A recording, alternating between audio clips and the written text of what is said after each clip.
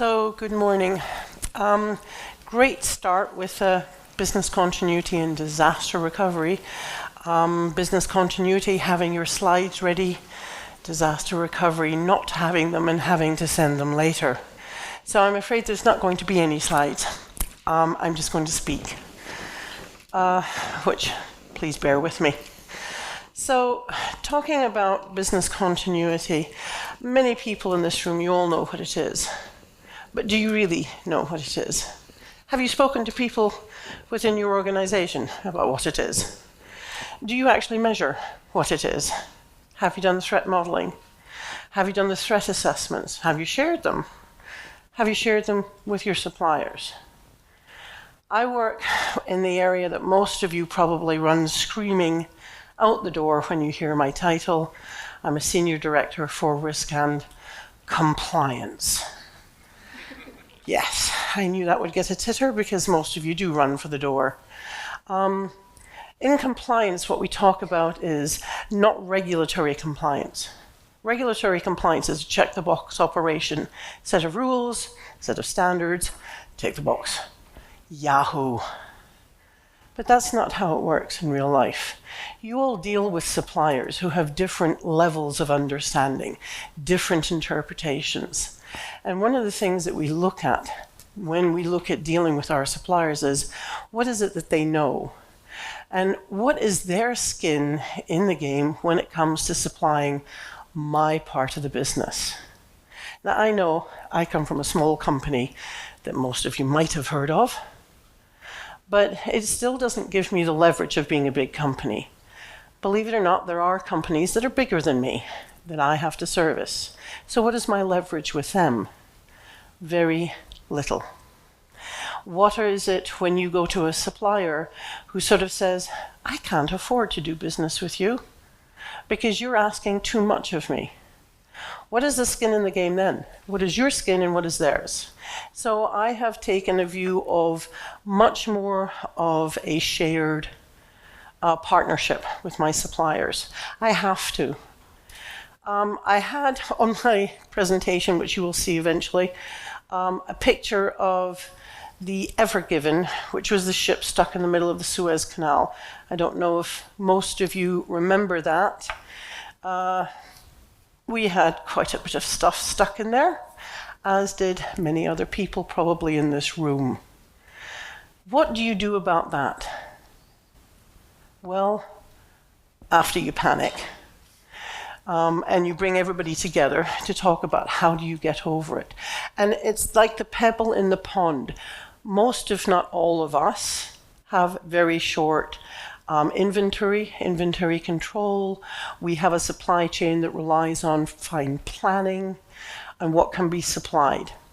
What do you do when you have that pebble, which none of us can really estimate you're going to get a ship stuck in the middle of a canal? You then have to look at how did your suppliers react? How did they work out? What is their business continuity plan? You then discover that within your own organization, people go, what do you mean, disaster recovery? And so you have to really go back to the beginning. So when I talk about things like broken promises and accountability, I talk about things about how you actually set the stage. So let's start with risk tolerance. What is risk tolerance? Risk tolerance is what is your appetite that you can accept in different areas, and how do you then communicate it, not only to your suppliers, but your own organization. How do you build with the different functions? Which one is, and they hate to hear this, more critical than the rest? Please don't include finance because they always think that they're the most critical.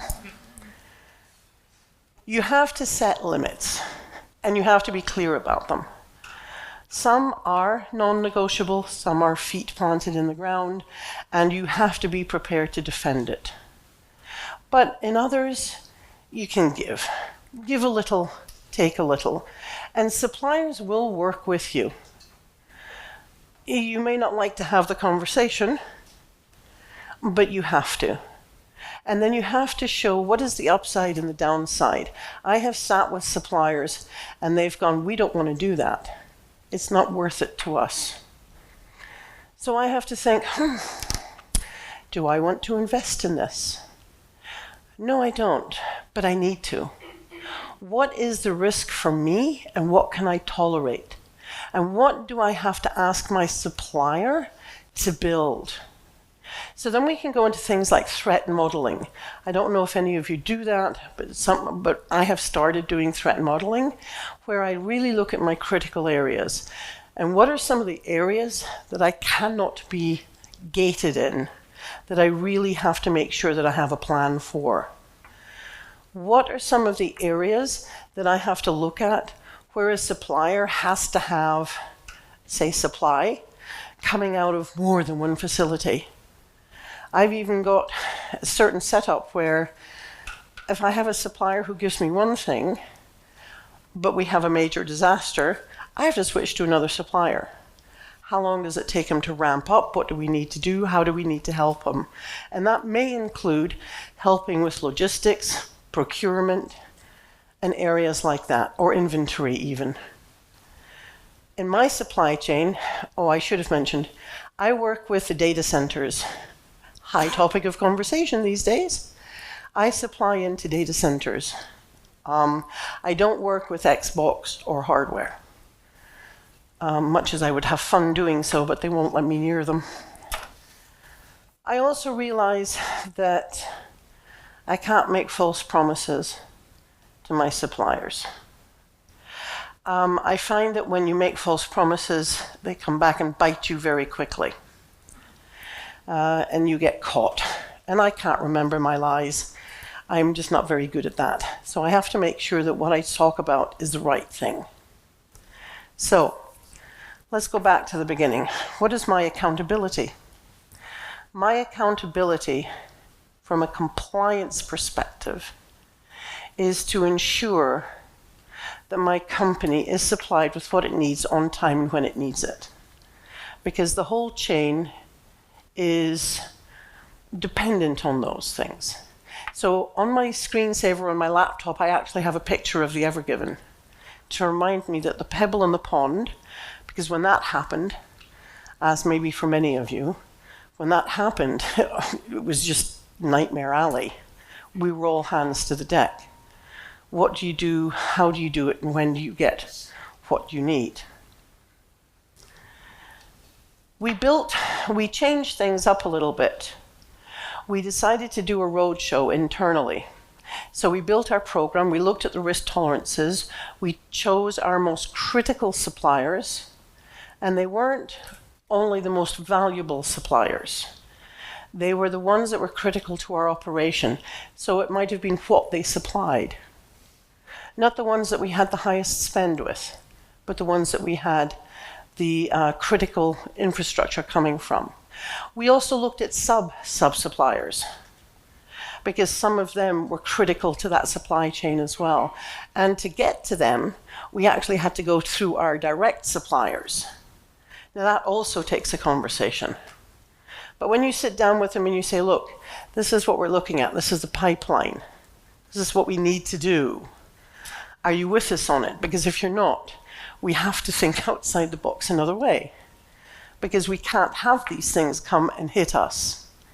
So then they start to come and work with you. Painful as it may be, we actually structured it out. We had some really good conversations with our suppliers in how do you want to do things, how we want to do things, some of the things that were immovable, some of the things that were painful, and then we took the roadshow internally. We spoke to the executive office, the senior management, and within Microsoft, we are a federated model, so we are separate. So we then took it to the different functional areas. And we also shared it with the other half of the coin, which is my devices team, so that they could have that as well. Because at the end of the day, you want to have the continuity across the company. So when we did that, we actually found that we got more leverage because we got more input. and people could give us more structure. We also were able to address the high-risk areas, like Asia, the different areas within Asia. We still get a lot of supply from Asia. We were able to address, how do you then work out who is an importer of record? How do you deal with them? What happens when you have a problem of business continuity and they're not the importer of record, you have to switch it? How do you then work with the US? Because they have CBP, so you have different rules. How do you align the rules?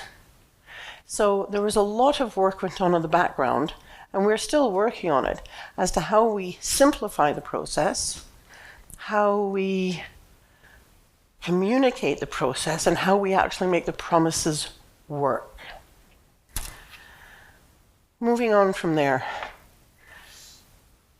my next steps is working with them in bringing them together in a more focused way. We're now looking at going down the ladder a bit, because direct suppliers, you know what you get from them. You know what they're going to do with them, you know who you're talking to, you know when they're due to deliver to you. Indirect ones are the ones that you don't know.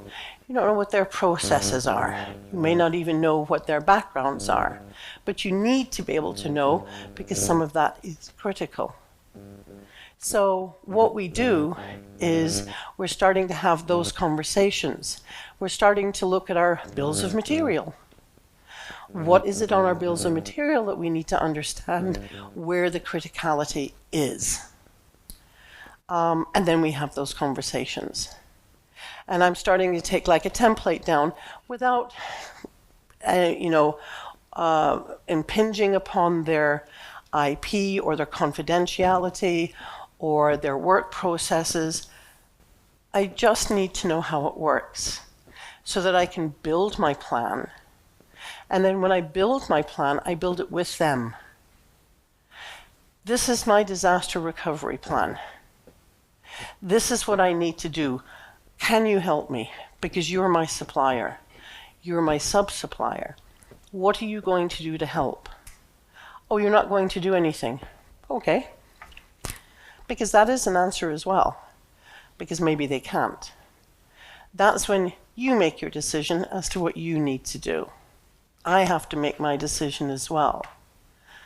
I'm very clear when talking with my suppliers about those things, because that is an area that they want to know about.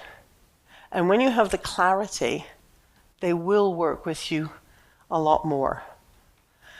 If I sound quite direct, it's because I live in the Netherlands. And everybody knows that Dutch are quite direct.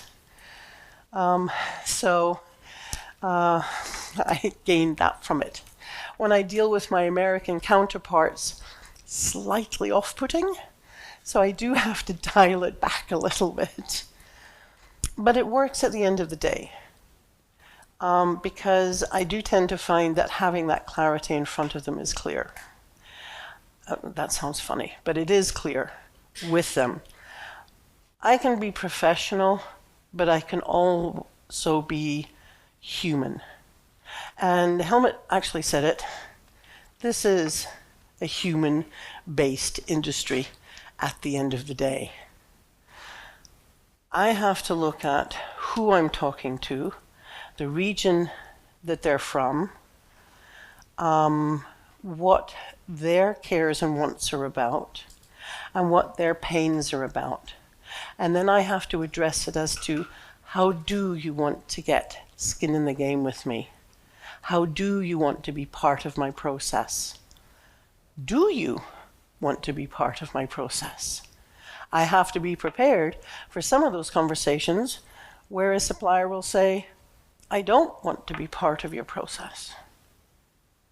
And as amazing as it sounds, that does happen. And we all know it. We just don't want to hear it. We also have to be prepared for where we need to cut loose some people as well. So, looking at BCDR, the importance of it, I go back to Ever Given, my little picture I have on my screen on my desk, which basically says things happen when you don't expect it. All the best plans in the world can go out the window. How do you react to it when it does go out the window is the key thing. What is critical to you as a company is the key thing. How have I communicated that? How have I worked with it? I have several examples of where things have gone disastrously wrong, and I'm sure many of you in this room probably do as well. I also have several examples where they've gone very well indeed, from where I've lost a ship at sea that's had several things on it to where we have to air freight things in. I've had suppliers who have opened back up on holiday occasions to be able to recreate what we've needed to be able to build because there's been an incident. I've had trucks stolen, waylaid, items taken where suppliers have had to refill, and they have risen to the occasion. All of these things we all have to deal with, being in the supply chain. But I think when you have a proper plan, which also incorporates having a telephone number suppliers can call immediately, an email that they can get through to, or in my case, because I'm Microsoft, SharePoint, Teams, contact me. Is there a problem? And then we can immediately raise what we call it lovingly a war room, where we can bring people together from the different relevant areas that can talk about what is necessary. That is how we actually do it. How much longer do I have? How many? 13. Oh, I thought you said 30.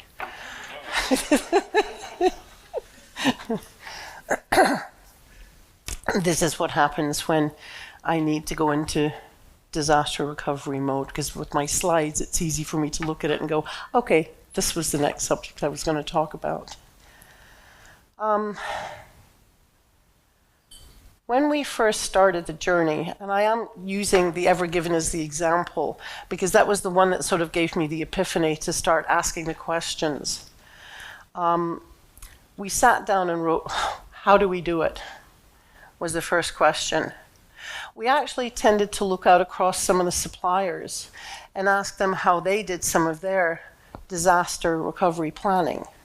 What was their business continuity? We started by emailing all of our suppliers, asking them 3 simple questions about business continuity. You know, do you have a plan in place? Do you test to it? Don't you do anything? And it was interesting the replies we got. I remember one supplier being so proud that he had a business continuity plan. It was 7 years old. It was for when the company was actually called something else, and it had no relation to our business. But they had the plan. So I was actually quite happy for him till I pointed it out. So I said, look, no, you need to have a proper plan in place. We need to test against it. Testing is critical. So we actually had to help.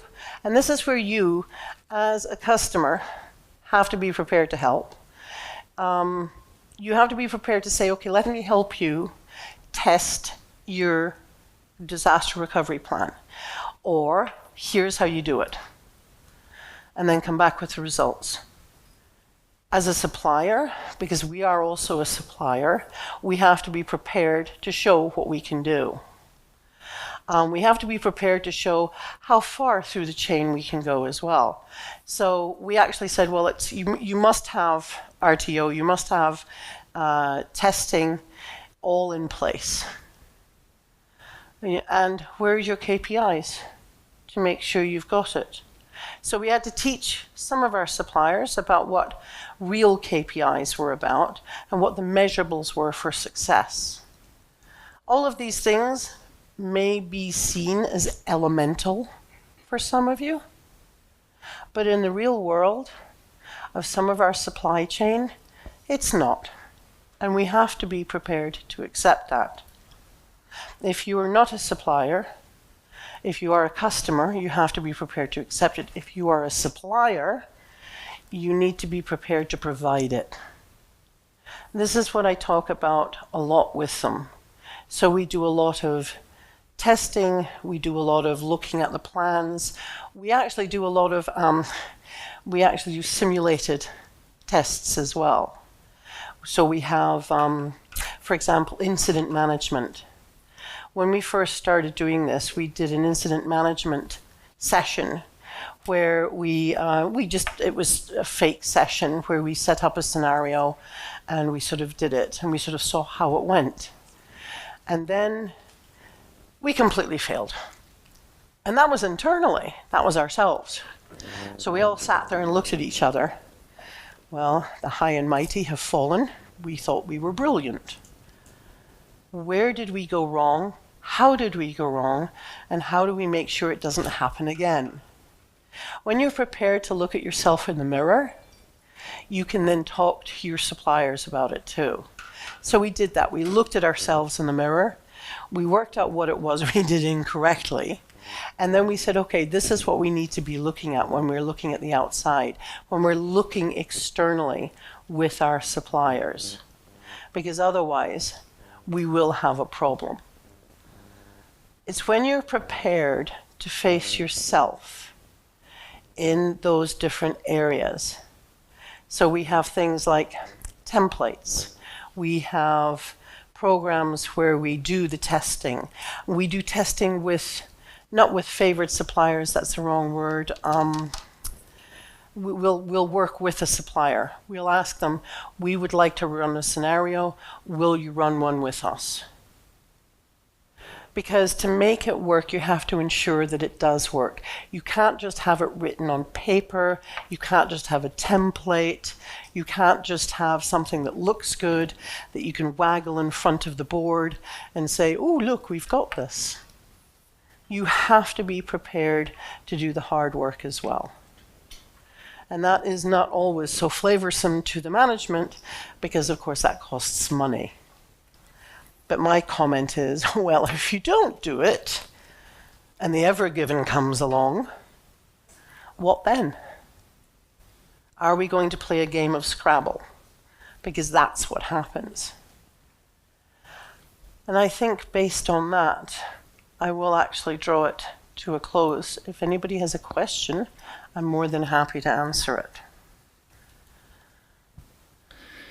Thank you very much, Susan. So, yeah, actually the questions will be also in the roundtables.